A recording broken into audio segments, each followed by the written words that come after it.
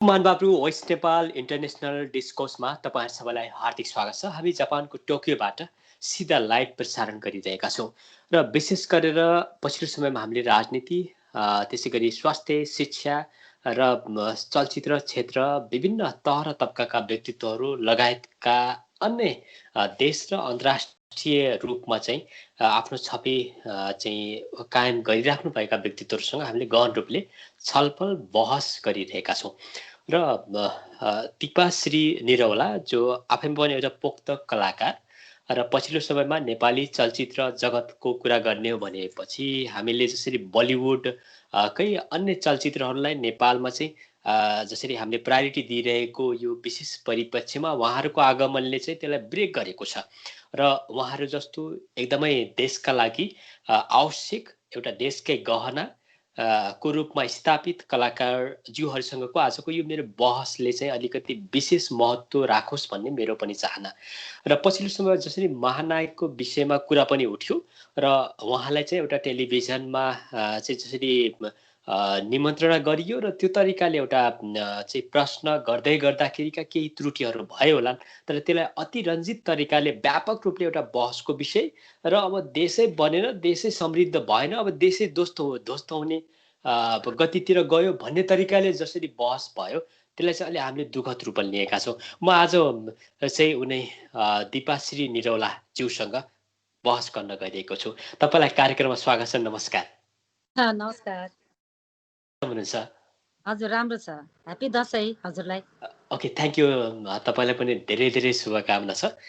र जसरी दिपाश्री निरौला जो तपाईँहरूको आगमन हुन त अब तपाईँको म अलिकति विगतदेखि अहिलेसम्मको सबै अलिकति ग्राउन्ड लेभलबाट सुरु गर्न चाहन्छु होइन। दिपाश्री कसरी स्थापित हुनुभयो, कहाँबाट चाहिँ उहाँको कहाँ जन्म भयो र कसरी यो जगतमा, यो चलचित्र जगतमा, यो कलाकारिता क्षेत्रमा म आउनुपर्छ, मैले भूमिका निर्वाह गर्नुपर्छ, म एउटा नागरिकलाई चाहिँ एउटा इन्टरटेनमेन्ट दिएर उनीहरूको जो छ अलिकति आवश्यकता भनौँ त्यो पुरा गर्नुपर्छ भने तपाईँलाई कसरी आयो यो जिज्ञासा, कहाँबाट प्रेरणा पाउनु भयो? अलिक व्यापक अलिक गहन तरिकाले बताइदिनुहोस् है। यो चाहिँ वास्तवमा मेरो घर चाहिँ हो। हजुर। विराटनगर 10 गहेली टोल हो। त्यहाँ चाहिँ साइली सन्तान हो मेरो आमा बुवाको। र हाम्रो घरमा चाहिँ एकदमै धेरै छोराको चाह हुँदै छोरी नै छोरी, 4जना भनौँ न, 4जना छोरी अनि भाइ भयो। अनि त्योभन्दा मभन्दा अगाडि पनि एकजना दाइ बित्नु भएको थियो। अनि मलाई चाहिँ सबैजना घर परिवारले नै यो चाहिँ एकदमै म जन्मिँदैखेरि त्यो झुलुङ्गामा सुताउँदाखेरि चाहिँ एकदमै कृष्ण भगवानको अवतार सुते जस्तो फिल हुन्थ्यो अरे क्या आमा बुवालाई। अनि यो चाहिँ छोरी होइन, यो चाहिँ छोरा हो, किनभने चाहना पनि आमा बुवाको छोरा नै थियो। अनि यसले चाहिँ यो त छोराकै काम गर्छ भन्ने खालको हुन्थ्यो। अनि म साँच्चै मलाई याद छ 8-9 पढुन्जेलसम्म पनि मैले हाफ प्यान्ट लगाएर स्कुल जान्थेँ क्या। मलाई यो कुर्ता सुरुवालहरू यस्तो मन पर्दैन थियो, एकदमै हक्की स्वभाव, जसलाई कमान्ड गर्नुपर्ने, किनभने आमा बुवाले त्यसरी नै मलाई हुर्काउनु भयो छोरा जस्तै गरेर। अनि समाजमा देखिरहेकै छ अब जस्तो जतिसुकै हामी बराबरको कुरा गरे पनि कोही तबकामा गएर त्यो कुरा लागू नभएको फिल हुन्छ नि त। त्यसै गरेर चाहिँ हुन त अब आत्मनिर्भर अहिले त छोरी मान्छेले के गरेकी छैन भन्ने कुरा प्रुभ भइसक्यो। त्यो बेलाको कुरा, आज भन्दा 45 वर्ष अगाडिको कुरा है यो। हजुर। 45 वर्ष जस्तो दिपाश्री निरौलाज्यू होइन, जस्तो अब तपाईँ अहिले स्थापित कलाकार पनि हो, तपाईँकै नेतृत्वमा चलचित्रहरू पनि बनेका छन् होइन, र जसले बलिउडकै चलचित्रलाई पनि अट्याक गरेको छ र नेपालीहरूले चाहिँ अत्याधिक मन पराएको छ। म त्यतातिर छक्का पन्जाहरू त्यतातिर पनि जान चाहन्न, किनभने त्यो मैले व्याख्या गरेर, मैले चाहिँ प्रचार गरेर, मैले प्रचार प्रसार गरेर चाहिँ यहाँ हुने पनि होइन, त्यो अलरेडी भइसकेको कुरा हो। जस्तो तपाईँले भन्नुभयो म विराटनगरबाट चाहिँ म त्यहाँ चाहिँ जन्मेँ, त्यहाँ हुर्केँ, म त्यतिकाले हामी पहिले अलिकति म चाहिँ विगतको कुरा पनि गर्न चाहन्छु। हामी पहिले सानो बाल बच्चा भनौँ न, नाबालक हुँदै गर्दाखेरि पनि जस्तो अब धनिया भन्ने एउटा त्यो एउटा प्रचार हुन्छ, त्यो एउटा एड, त्यहाँबाट हामी तपाईँलाई चिन्थ्यौँ क्या। अलिक नवजीवन अलिक त्यो चाहिँ अलिकति यहाँ चाहिँ त्यसको विषयमा खोल्न मिल्छ अलिकति, किनभने त्यो सबैलाई थाहा छ के ए धनिया भन्ने त्यो अलिकति अत्यधिक होइन मन पराइएको तपाईँलाई बढी चाहिँ त्यसले चाहिँ मलाई लाग्छ माथि उठाएको पनि त्यो एकदम प्रचारले हजुर अलि त्यो खोलिदिनु न कसरी भयो र त्यसको बारेमा पनि बताइदिनु न हजुर जोडी बाँधिएकै दिपकजी र मेरो दिपक दिपाको जोडी बाँधिएकै हजुरको रामविलास धनियाबाट हो। ओके रामविलास धनिया हजुर 2048 सालमा विराटनगरको अग्निपथ भन्ने सिरियल गरिसकेपछि मैले बेस्ट न्यू कमर अवार्ड पाएँ अभियान श्री पुरस्कार। त्यसपछि केही गर्नुपर्छ भनेर म काठमाडौँ हाकिएँ तर काठमाडौँमा त्यति सबैले भने जस्तो सबै काम पाइँदैन थियो, गाह्रो थियो। अनि मैले चाहिँ रेडियो नेपाल मदन दास श्रेष्ठ बुवासँग चाहिँ नाटक गर्ने अवसर पाएँ।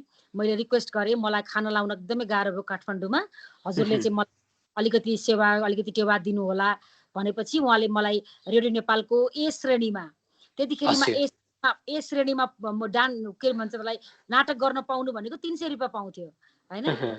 अनि त्यहीको प्राङ्गणमा चाहिँ दिपकजीसँग पनि भेट भयो अनि दिपकजीहरू पनि नाटकै गरिरहनु हुन्थ्यो। अनि दिपकजीले चाहिँ एउटा चट्ट चुट्ट भन्ने कार्यक्रम जुन मिरा दिदीहरूले चलाउनु हुन्थ्यो अनि त्यो कार्यक्रममा चाहिँ 15 मिनट रामविलास धनिया भनेर एउटा इस्यु उठाउनु भएको रहेछ जहाँ चाहिँ कुराहरू हुन्थे। अनि रामको मात्रै क्यारेक्टर इस्टाब्लिस भइरहेको थियो, धनिया चाहिँ छे गाउँमा छे भन्ने भइरहेको थियो। अनि दिपकजीले चाहिँ प्रस्ताव ल्याउनु भयो तपाईँ त तराईमै हुर्केको मान्छे, तपाईँले त यस्तो खालको गर्न सक्नुहुन्छ होला, प्लिज मलाई हेल्प गर्नु न भन्नुभयो उहाँले। उहाँले भनिसके दिपकजी म त सक्दिनँ होला किनभने तराईमा हुर्केर हुन्छ र त्यसको गर्ने पनि त शैली आउनुपर्छ भनेर म सिकाउँछु नि तपाईँलाई भन्नुभयो क्या उहाँले। अनि त्यसपछि म धनिया इन्ट्री भयो क्या त्यहाँ धनियाको इन्ट्री हुने बित्तिकै यति धेरै हेरौँ कस्तो के भन्ने हुन त चिठी यति धेरै आउँथ्यो रेडियो नेपालमा कि हामीलाई पुरिने चिठी आउँथ्यो क्या।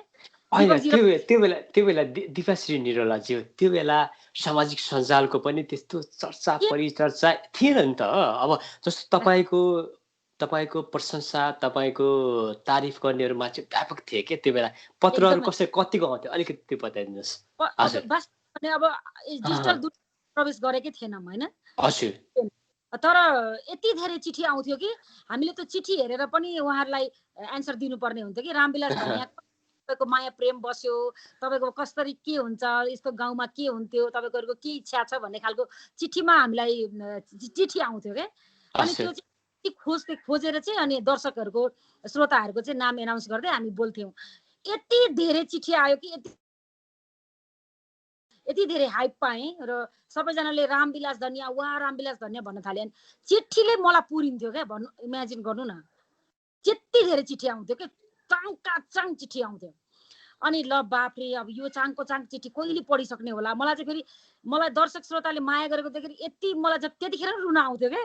ओके त्यो बेला के कुरा मनमा खेल्थ्यो जस्तो अब म अब योभन्दा अगाडि माथि जानुपर्छ कि के होला त त्यो कुराले तपाईँलाई के प्रेरणा त दियो होला नि पक्कै पनि त्यो पनि खोलिदिनु न सँगसँगै। त्यो त प्रेरणा त अवश्य तर बाँच्नको लागि मैले धेरै काम गरेँ के। जस्तो टेलिफिल्म गरेँ, टेलिफिल्मबाट मलाई न्यू कमर अवार्ड पायो। त्यसपछि त्यतिको पनि त जीवन धान्न गाह्रो थियो नि त काठमाडौँमा। त्यसपछि त्यसपछि रामविलास धनिया हाम्रो क्यारेक्टर त निर्वाह गऱ्यौँ। त्यसपछि होइन अब फेरि फिल्म गर्नुपर्छ किनभने हिरोइन हुने रहर थियो। अनि फेरि गर्नुपर्छ भने चाहिँ फिल्ममा नासो भन्ने चलचित्र जहाँ मोहन निरोला दाईले चाहिँ यादव खरेल बुवालाई चाहिँ भनिदिनु भयो। त्यसमा चाहिँ एउटा भ्याम केटीको रोल थियो मेरो।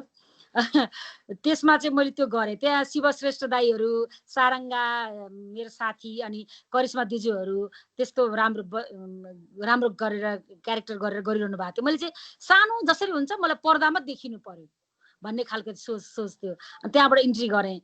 नासोमा पनि सबैजनाले चर्चा गर्नुभयो, 2 सिन 3 सिन भयो पनि राम्रो गरी दिपाले भन्नुभयो। त्यसपछि मैले गाउँले भन्ने चलचित्र जुन गोली सिसाको मेरो माया किन रिसाको त्यो चाहिँ मैले आदरणीय दाई महानायक दाई राजेश हमाल दाईसँग मैले खेल्ने अवसर पाएँ होइन। त्यो बेलाको त फेरि तपाईँले महानायक राजेश दाई भनिहाल्नु भयो। मलाई त कस्तो लाग्छ भने जस्तो अझ तपाईँले भन्दै गर्दाखेरि पनि मलाई लाग्छ कसरी सिकाएर तपाईँलाई महानायक आदरणीय राजेश दाई भन्या पनि होइन है। र यो तपाईँको मनले तपाईँको मुटुले तपाईँले हृदयदेखि नै भन्नुभयो हो कि होइन। जस्तै एउटा प्रोग्राममा तपाईँ जानुभयो र त्यहाँ तपाईँ विवादित पात्रको रूपमा स्थापित भयो। यो लकडाउनको बिचमा पनि मेरो केही समय अगाडि मात्रै पनि तपाईँसँग कुरा भयो। अन्तर्वार्ताको लागि तपाईँ तयार हुनुभएको थियो, तैपनि तपाईँ मानसिक रूपले एकदमै अँ, स्टेबल नहुँदाखेरि नसक्ने अवस्थाको त्यो सिर्जना देखियो र त्यसपछि हामीले त्यसलाई क्यान्सल पनि गर्यौँ होइन? त्यसको लागि यो यो यो त्यसको लागि तपाईँ सरी पनि भनिसक्नु भएको छ। म चाहन्छु अझै सरी भन्नु आवश्यक पनि छैन। तर तपाईँ जस्तो कलाकारको पनि हामी हृदयदेखि नै सम्मान गर्छौँ है। र दिपाश्री निरौलाजी यो सबै परिस्थितिको सिर्जना कसरी भयो क्या खासमा? मैले वास्तवमा मेरो ओके, आफ्नो आफ्नो जन्मदिनको भिडियोमा पनि मैले सबै कुरा भनिसकेको छु। हजुर। एकदमै मैले त्यहाँनेरि सबै कुरा उद्घोष गरि नै सकेको छु र अँ, त्यो इन्टरभ्यूमा गइयो। इन्टरभ्यूमा अब मेरो टिका लाको दाइकोमा इन्टरभ्यूमा गइदिउँ न त, किनभने एकदमै रस थियो। अब गयौँ भनेर गएँ म। त्यो कुरा पनि मैले घटना म बारम्बार पनि त्यो यही कुरालाई कति के अरे भन्ने भन्ने पनि होइन कुरा आउँछ। होइन तपाईँको अलिकति गहन रूपले, विशेष रूपले पहिलो आधिकारिक अन्तर्वार्ता यही नै हो तपाईँ त होइन यो विवादपछिको। किनभने तपाईँले खुलेर कुरा गर्ने अन्तर्वार्ता आज यही नै रहन्छ। त्यो भएर पनि किनभने नितान्त रूपले आम जनताको माझमा, मनमा बस्न सफल नायिका एउटा किसिमको कलाकार तपाईँ हो दिपाश्री निरौलाज्यू। त्यसमा शङ्का छैन। म के चाहन्छु भने तपाईँले कुनै करोडौँ अरबौँ भ्रष्टाचार गरेर तपाईँ विवादित पात्र बनाए पनि होइन। तपाईँले देशलाई ध्वस्त बनाएको पनि होइन। तपाईँको योगदानले आम नागरिक, आम युवाहरू एउटा प्रेरणाको पात्रको रूपमा तपाईँले लिन्छन् भनेदेखि जुन एउटा कार्यक्रममा तपाईँ जाने बित्तिकै ठुलो एउटा भयावह भयो नि, आँधी बेहरी पुरै तपाईँको समुद्रमा सुनामी नै आयो जस्तो त्यो त्यो माहौल कसरी सिर्जना भयो क्या ठ्याक्कै? वास्तवमा हजुर। एसडीजी कस्तो हुन्छ रहेछ भने एउटा कलाकार भएर एउटा सिनियर कलाकारको बारेमा टिप्पणी गर्नु हुँदैन भन्ने कुरा चाहिँ अलिकति मैले त्यो सेन्स गुमाएकै रहेछु त्यतिखेर। मलाई त्यो फिल हुन्छ र हजुर। मैले मैले मैले सरसर्ती म अहिले पनि इन्टरभ्यू हेर्दाखेरि मेरो मिस्टेक हेर्न मन लाग्छ नि त, किनभने मिस्टेकले मान्छेलाई पोख्त बनाउने हो होइन। त्यसपछि मैले त्यो इन्टरभ्यू हेरिराख्दाखेरि मैले अलिकति शब्द संयोजनमा चाहिँ अलिकति चुकेको छु म होइन, अलिकति चुकेको छु। किनभने मैले मैले के भन्न खोजेको थिएँ भने मेरो अभिप्राय चाहिँ के थियो भने मैले मन पराएको राजेश हमाल दाइ हो, मैले मन पराएको महानायक हो, मैले त्यहाँ पनि भनेको छु भन्न चाहिँ हजुर। होइन, त्यो इन्टरभ्यूमा पनि भनेको छु। तर डाइरेक्टली भन्न मैले भने त म एकदमै इन्टरभ्यूमा पोख्त मान्छे होइन रहेछु भन्ने कुरा मलाई फिल भयो। र मैले शब्द संयोजन चाहिँ उहाँले मलाई सोध्नु भएको थियो महानायक अनि राजेश हमाल दाइको बारेमा कुरा गरेर खै के भन्नुभएको थियो। त्यसपछि उहाँले के सोध्नु भएको थियो भने महानायकले त गरिरहनु भएको छ, महानायक तपाईँले बनाइदिनु भएको हो नि भन्ने खालको कुरा निकालेँ क्या मैले। किनभने त्यो सबै सिनारियो मलाई थाहा छैन। मैले त्यो घरको कुरा मैले मिडियामा भने, त्यो मेरो मिस्टेक हो। किनभने प्रकाश दाइसँग मेरो चर्चा भइराख्दाखेरि चाहिँ मैले के फिल गर्नु पर्थ्यो भने त्यो कुरा नभन्दा पनि हुन्थ्यो। त्यो मेरो शब्द त्यो कहिलेकाहीँ हुन्छ नि मुखमा चाहिँ मतलब कहिलेकाहीँ देवी बस्छन् रे, कहिले राक्षस बस्छन् रे क्या। मलाई त्यो पनि फिल भयो। म किनभने कहिल्यै पनि त्यसरी बोल्ने मान्छे होइन म। मलाई त्यस्तो त्यो बेलामा त्यस्तो खालको प्रकाश सुवेदीजीले त्यसलाई बढी चाहिँ उ गरिदिनु भयो। म कसैलाई पनि दोष दिन्न, किनभने मैले सम्मान गरेर टिका लाको दाइ हो, उहाँको बारेमा पनि नराम्रो ओके, जस्तो दिपाश्री निरौलजी जस्तो होइन, अब तपाईँले हुन त स्पष्टीकरण दिइसकेपछि पनि मान्छेबाट गल्ती पनि हुन्छ। सानो मेरो गल्ती छ, मेरो कमजोरी छ, त्यसलाई स्वीकार दिनुहोस्। तपाईँले भनिरहँदा पनि हजुर स्वीकार नभए होइन तपाईँमा जस्तो यो पहिलो घटना भन्न मिल्छ जीवनकै तपाईँ त कलाकारिता क्षेत्रमा?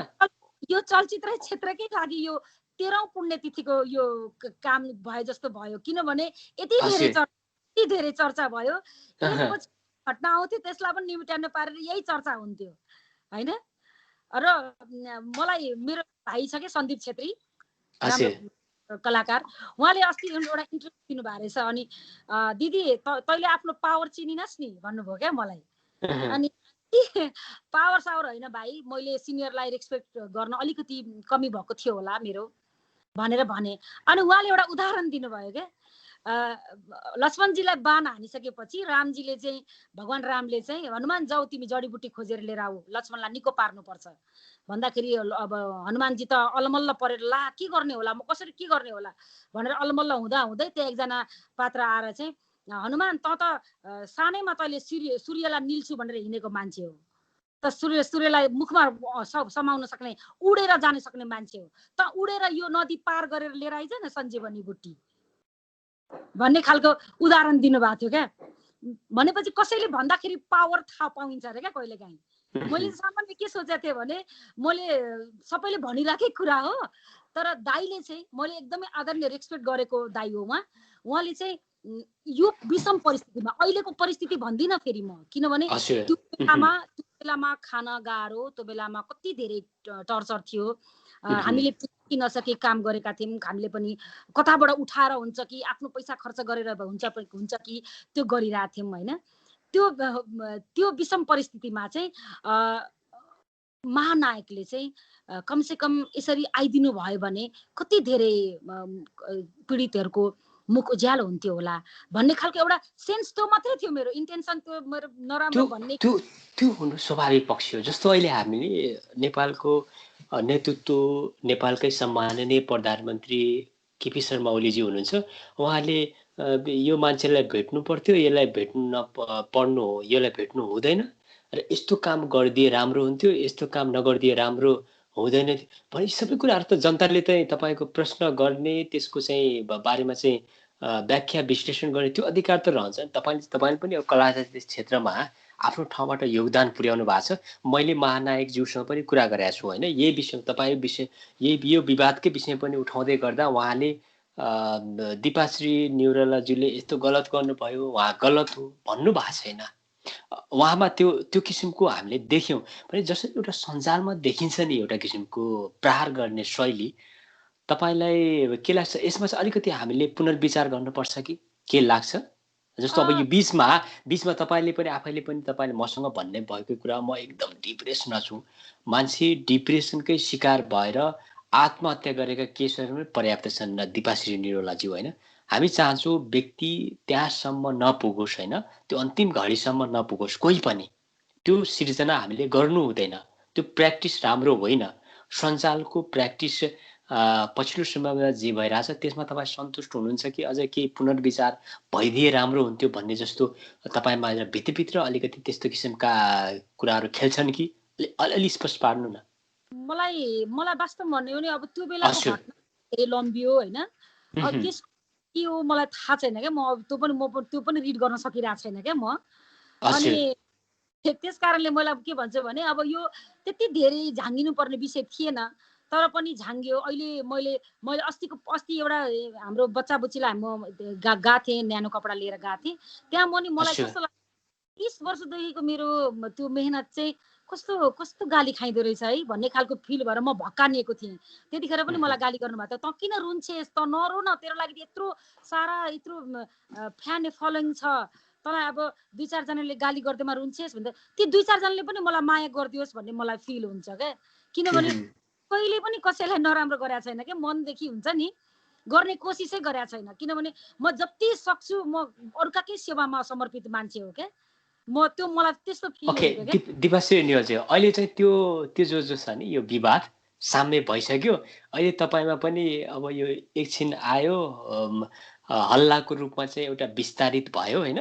अब मान्छेले पनि धेरैले चाहिँ गहिराइसम्म पुगेनन् र कति मान्छेले चाहिँ अलिकति नबुझेर गाली पनि गर्यो होला। पछिल्लो समयमा उनीहरूले बुझेर अहिले चाहिँ यो हो है, अलिकति दिपाश्री निरोला साँच्चीकै भन्नुपर्दा उहाँ हामीलाई चाहिने कलाकार नै हो भन्ने तर्खरमा आउनुभयो।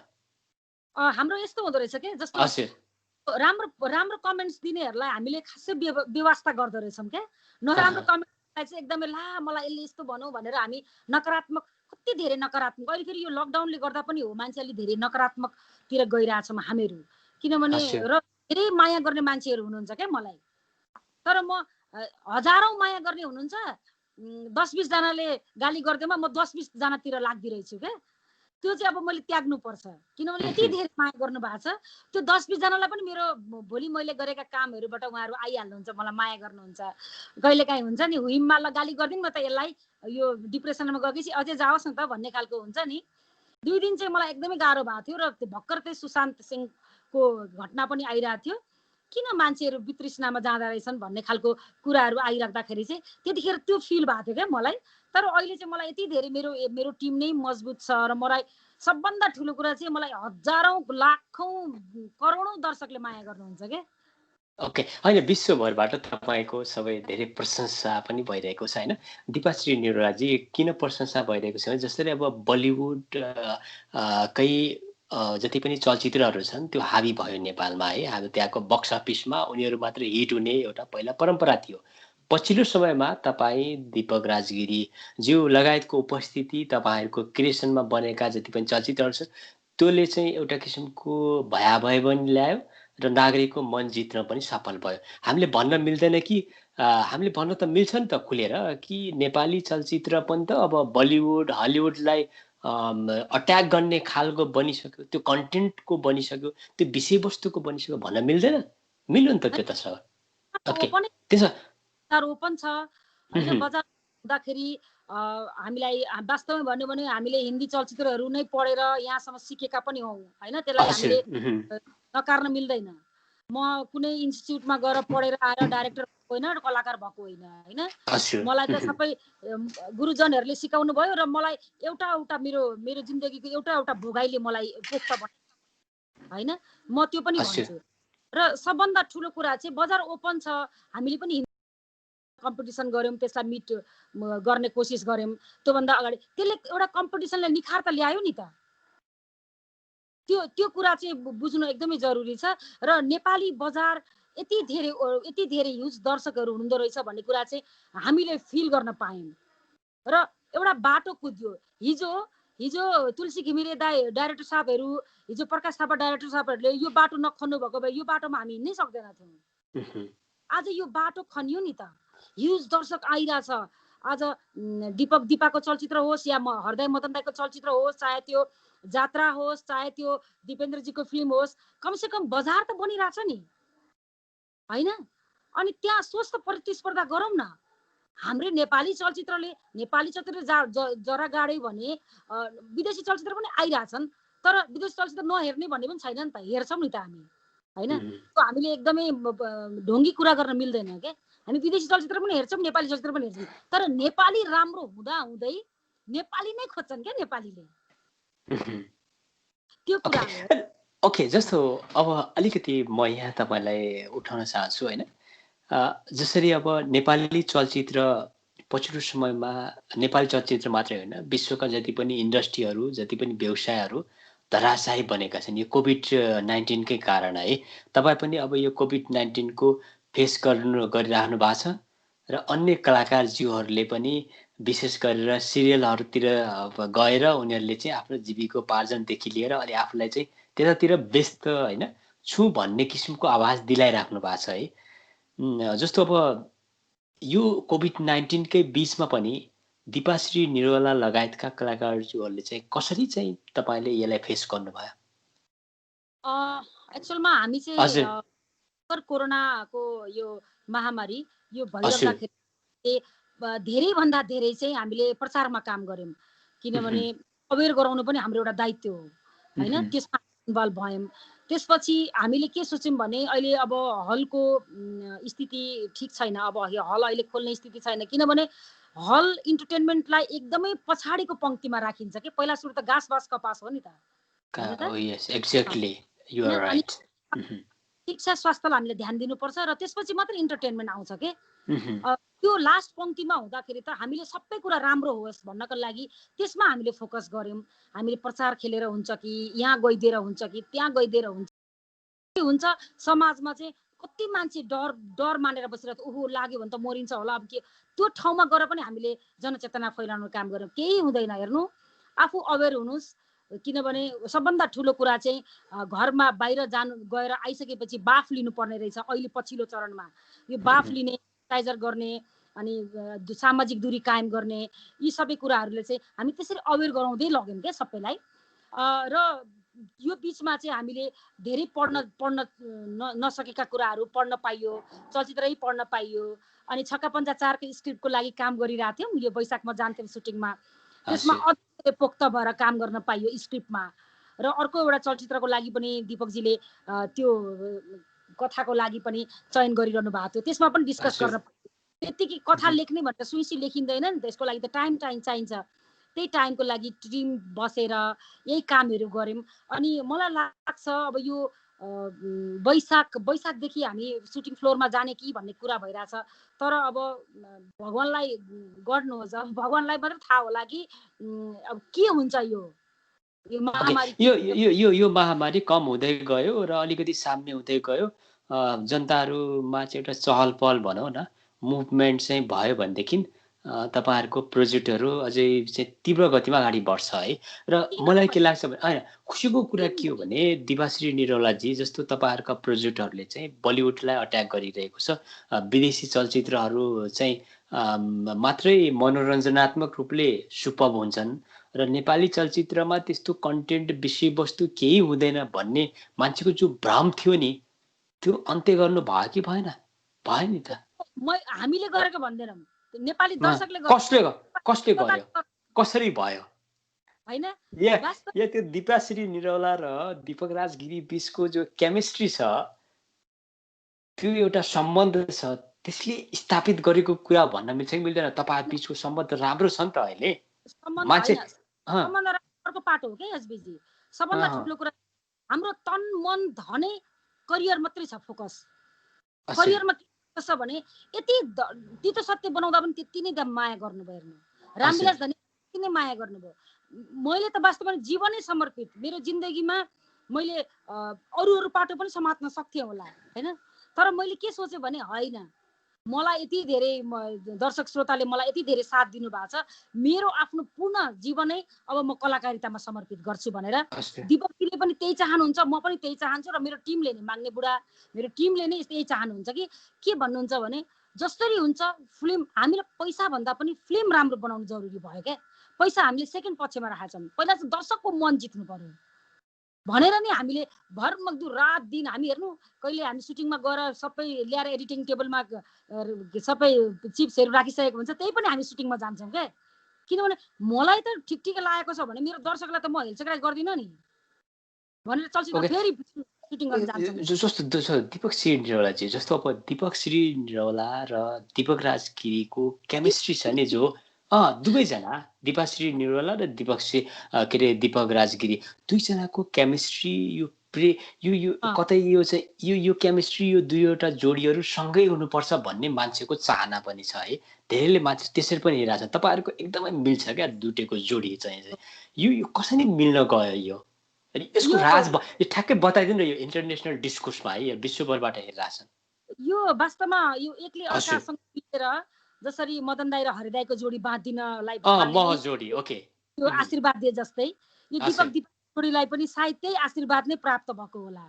यिनीहरूले चाहिँ राम्रो काम गरून्, यिनीहरू दुईजना मिल्यो भने चाहिँ राम्रो कामहरू हुन सक्ला भनेरै यो चलचित्र अहिले 7औं वटा चलचित्र आइसक्दाखेरि पनि दर्शक श्रोताले यति धेरै नै माया गर्नुभएको छ। ओके, पछिल्लो समयमा तपाईहरु हिट हुँदै गइरहेको भएर पनि तपाईहरुको जोडीलाई विस्थापित गर्ने, छुट्याउने काममा हामी सफल भयो भनेदेखि चाहिँ हामी हाबी हुन पाउँछौँ भन्ने कोही तत्त्वहरू हाबी भएको भन्न मिल्छ कि मिल्दैन दिपाश्री निरौलाज्यू? होइन, पहिला सुरुमा चाहिँ यस्ता खालको कुराहरू पनि आउँथ्यो। मलाई उचाल्नेले त्यो दीपकले के गरेछ र, त्यो स्क्रिप्ट लेख्ने त हो नि, त्यसले त सबै तैँले गरेको हो भन्थे हैन। अनि दीपकजीलाई चाहिँ गरेको अन्त स्क्रिप्टमै न तिमीले लेखेन भने दिपाकहरूले के गर्छन् सक्छन् र भन्ने खालका कुराहरू पनि आउँथे। तर हामी एकअर्कामा यति धेरै अन्डरस्ट्यान्डिङ लेभल यति धेरै हाई छ कि दुईजना एउटा स्क्रिप्ट र अर्को एउटाको तालमेल डाइरेक्सन नमिल्यो भने त फिल्म राम्रो हुनै सक्दैन नि हैन। र टिम बलियो भएन भने त त्यो फिल्म राम्रो हुनै सक्दैन नि। यहाँ मैले गरेको पनि भन्नु हुँदैन, किन पाप लाग्छ।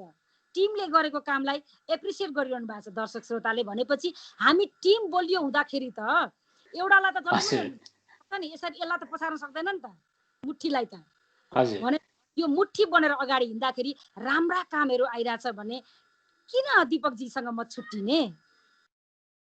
ओके, दिपाश्री निरौलाजी होइन, एकदम महत्त्वपूर्ण जेन्युन प्रश्न छ।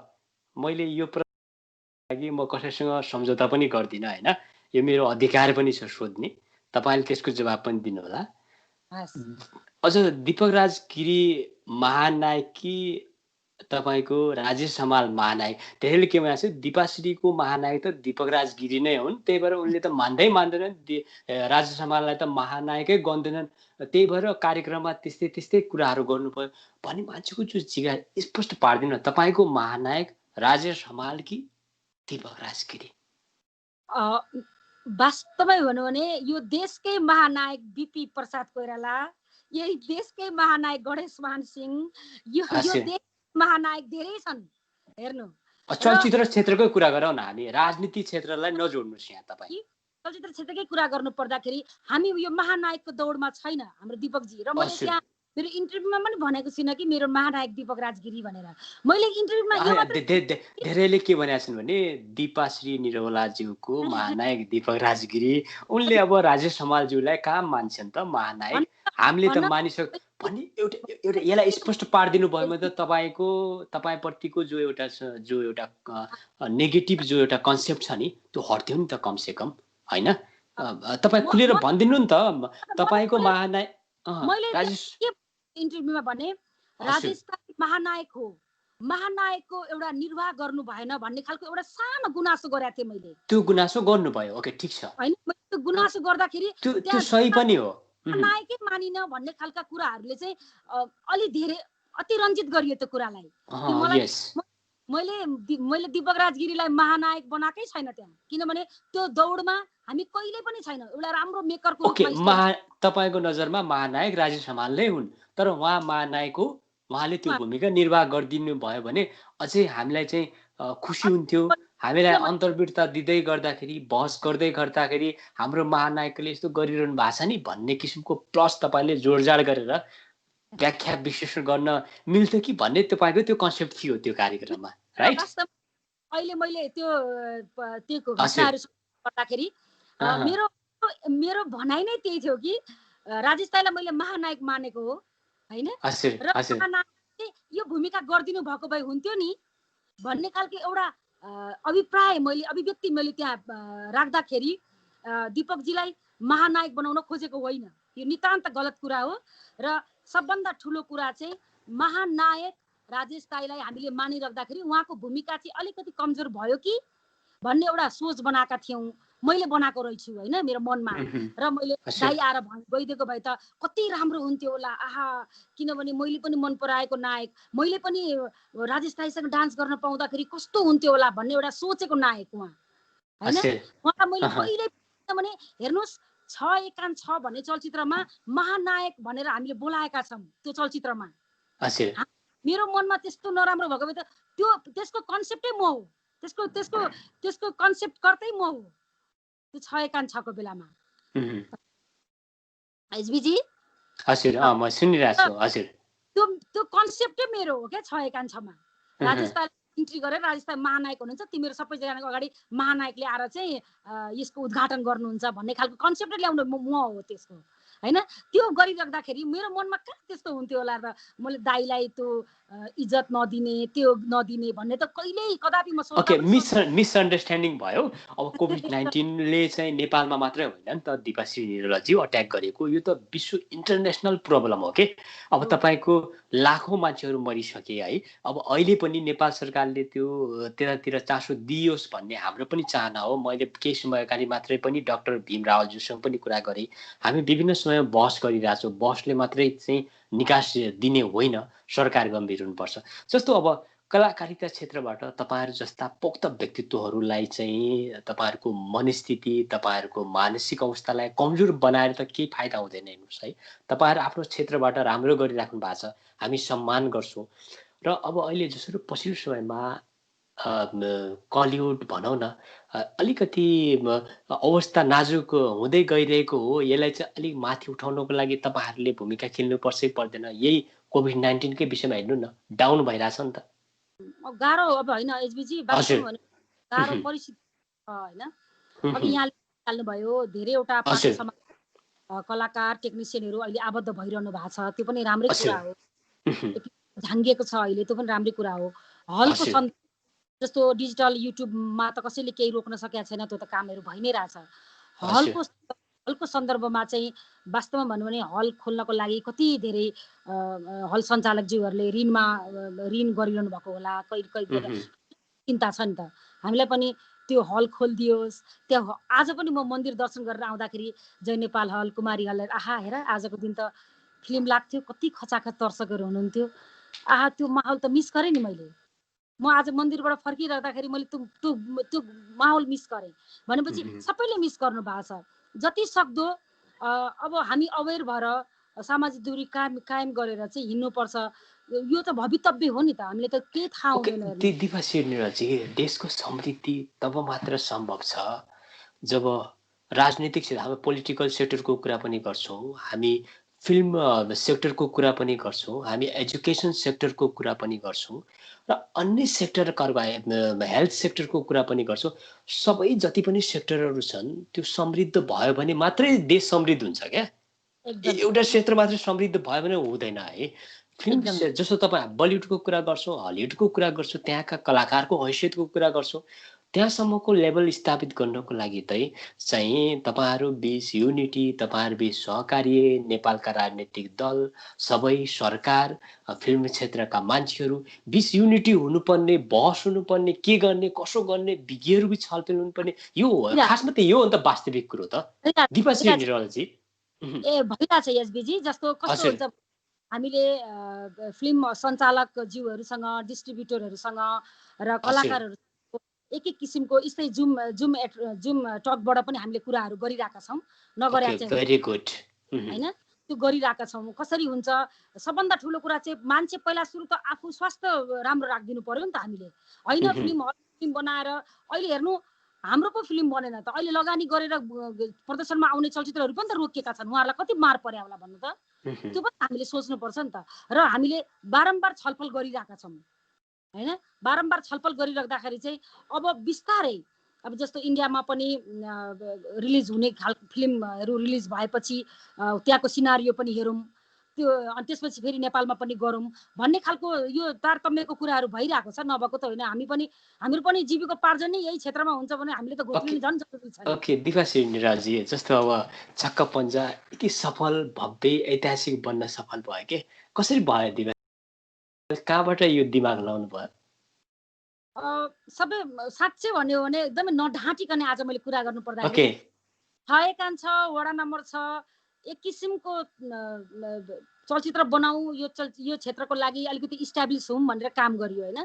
र छक्का पञ्चा 1 बनाइसक्दाखेरि हामीलाई पनि थाहा थिएन कि यति धेरै 100 दिनसम्म चल्छ भनेर। हामी आफै मटेर हेर्थ्यौँ क्या, ओहो 100 दिन चल्यो हाम्रो चलचित्र, त्यस्तो हुन्थ्यो क्या। र सबभन्दा ठुलो कुरा चाहिँ आफ्नै देशको पेरिफेरीको कथाहरूलाई निकालेर नउठाउन सकेका कुराहरू, घटनाहरू चाहिँ घटाइदियो भने चाहिँ, अनि रियल लगाइदियो भने चाहिँ चलचित्र राम्रो हुँदो रहेछ। एकपछि अर्को फिल्मले हामीलाई चाहिँ त्यो पाठ पनि सिकाइरहेछ के, त्यो हो के। र मलाई लाग्दैन, हामीलाई त विश्वासै थिएन। छक्का पञ्जा फर्स्टको तपाईँहरू विश्वास पनि गर्नुहुन्न होला, यो चलिहाल्छ, अब यो 20-30 दिन चल्छ होला भनेरै चलचित्र बनाएका हौँ के। एकदम यसको युज होला भनेर सोचेको थिएन। त्यसपछि त झन् धेरै दायित्व थपियो कि यो काँधमा।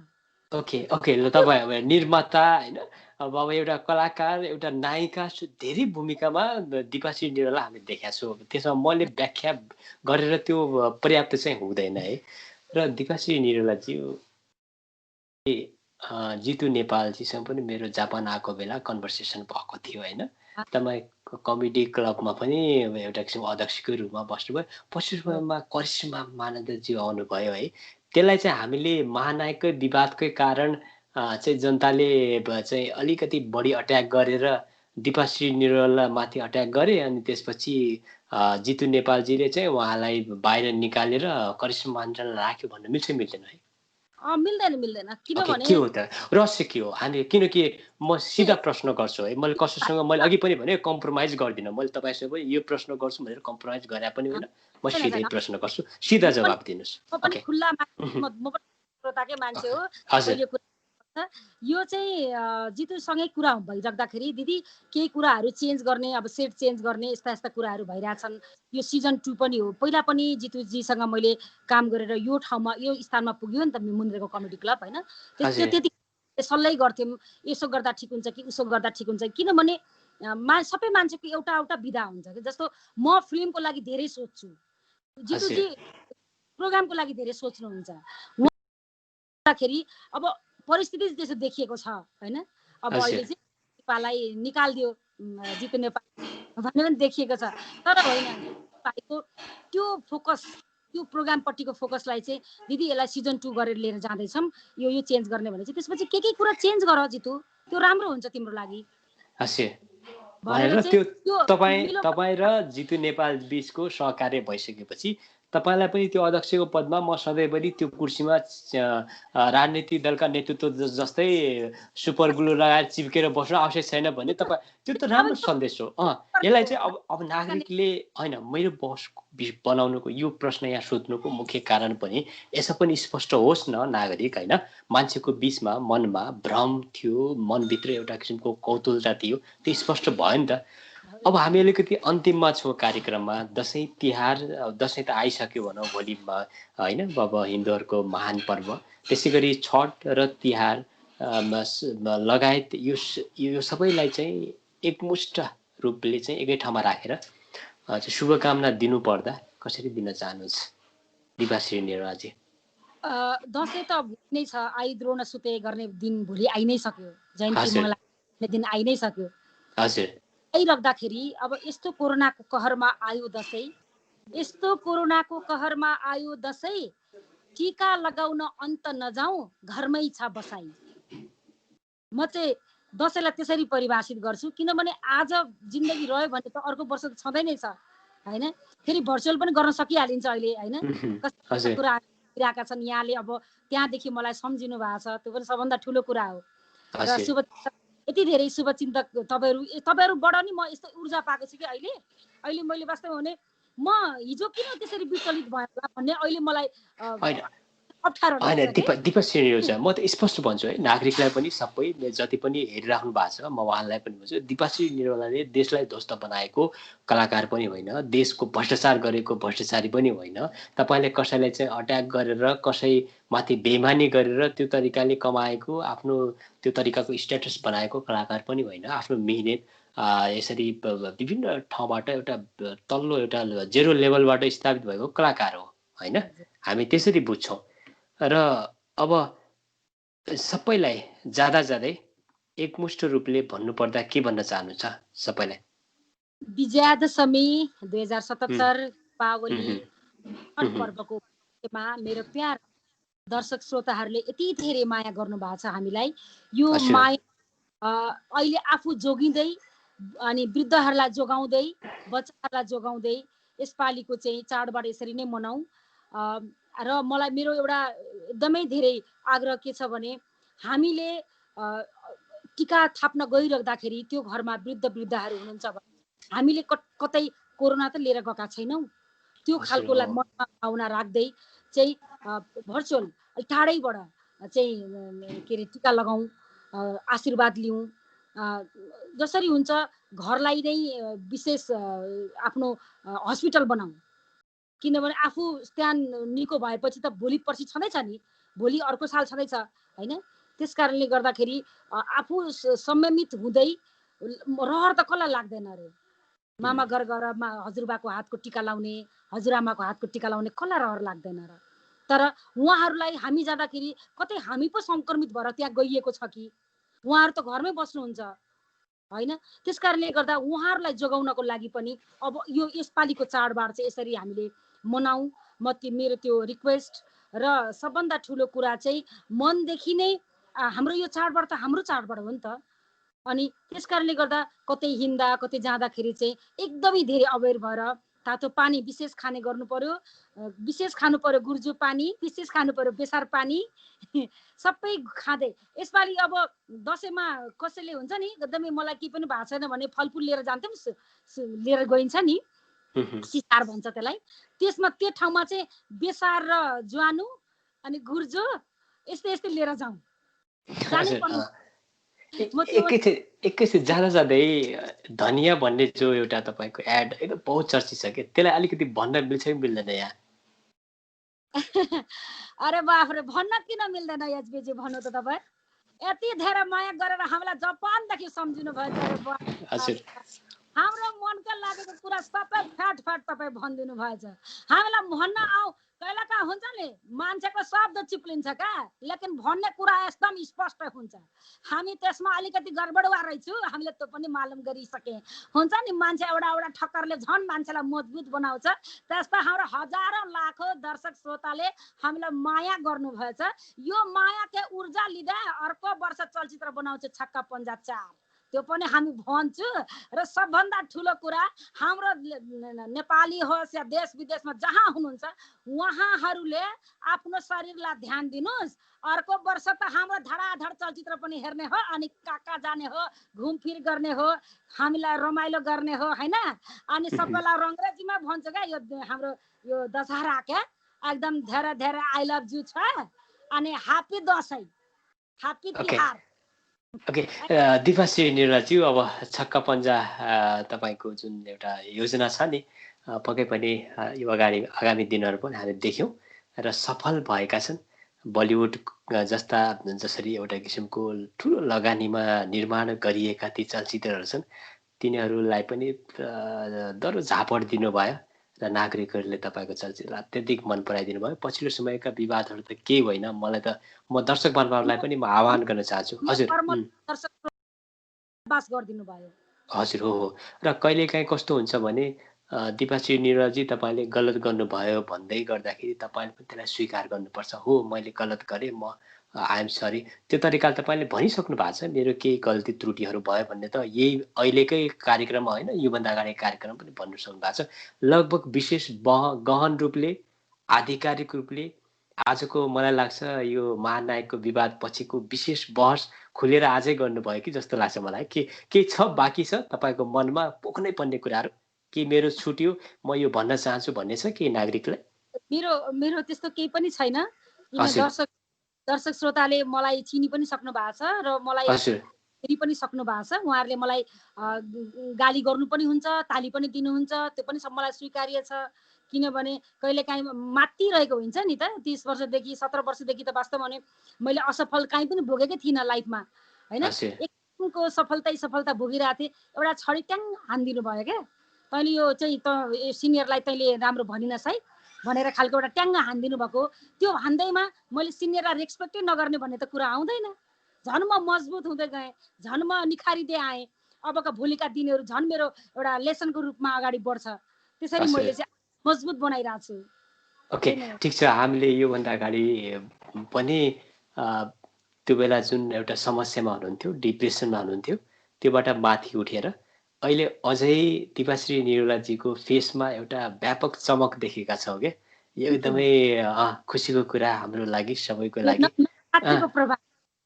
हजुर हजुर। ल धेरै धेरै धन्यवाद आफ्नो महत्त्वपूर्ण समय दिनुभयो। तपाईँलाई ओएस नेपाल परिवार मेरो तर्फबाट शुभकामना पनि र आउँदै गरेको दीपावलीको पनि धेरै धेरै शुभकामना। महत्त्वपूर्ण समयका लागि पनि धेरै धेरै धन्यवाद दिपाश्री निरुलाजी।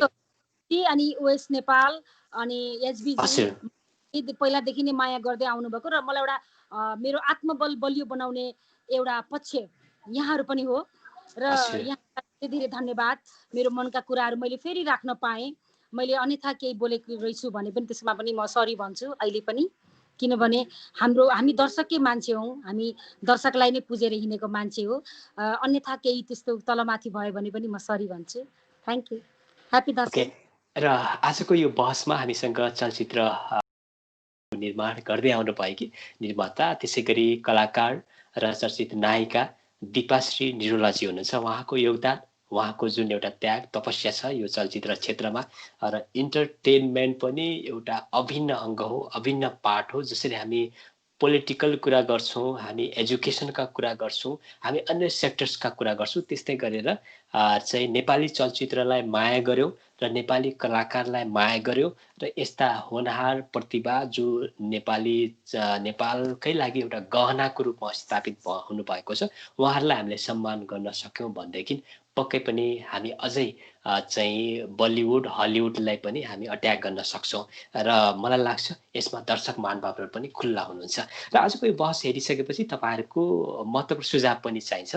त्यसका लागि तपाईँहरूले voiceNepal@gmail.com र hptamraka.voiceNepal@gmail.com मा पठाउन नबिर्सनुहोला। भोइस नेपालको केन्द्रीय कार्यालय क्यालिफोर्निया र त्यसै गरी हाम्रो दोस्रो केन्द्रीय कार्यालय अनामनगर काठमाडौँ हो। आवाज विनरको आवाज भनेर हामी निरन्तर प्रस्तुत हुँदै आइरहेका छौँ। तपाईँहरूको आवाज हाम्रो आवाज हो र आजको हाम्रो प्रमुख गेस्ट आदरणीय व्यक्तित्व त्यसै गरी महान कलाकार दिपाश्री निरौलाज्यू र त्यसै गरी म एचपी ताम्राकार बिदा चाहन्छु। सबैलाई दसैँ आउँदै गरेको छठ र तिहारको व्यापक भीषण शुभकामना भन्न चाहन्छु। नमस्कार। नमस्कार। ओके, नमस्ते।